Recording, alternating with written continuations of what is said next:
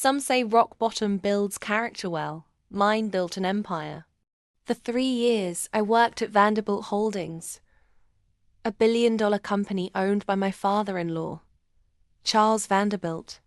I was the quiet, dependable analyst who never complained, even when Charles made it painfully clear he despised me. "You married above your league," he'd sneer at family dinners, his son, my husband, Daniel, smirking beside him. I thought marriage would soften Daniel. It didn't. He treated me worse, like I was a burden that wouldn't stop breathing. Then one Friday afternoon, Charles summoned me to his office. No greeting. No eye contact. Just a crisp envelope. "You're fired," he said flatly. "We don't need dead weight around here." My world tilted.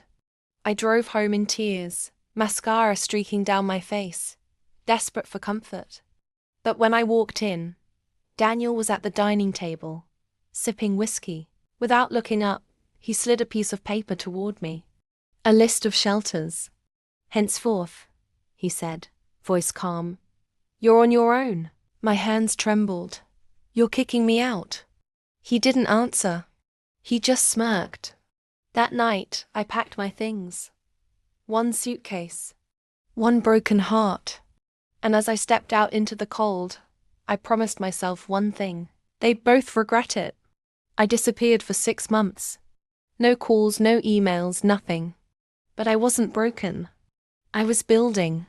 See, before I married Daniel, I patented an algorithm, a data-driven forecasting tool that predicted market trends with eerie precision. I had pitched it Charles once, but he'd laughed in my face. A woman predicting the market? Don't embarrass yourself. So I perfected it in silence.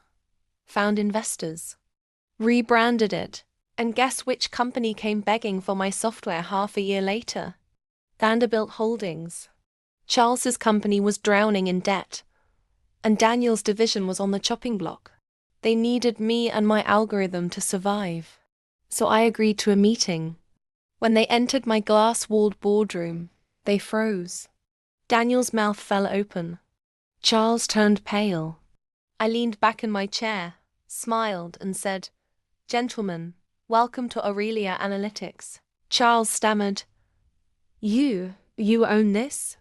I watched them squirm, sweat beading on their foreheads as I explained my terms.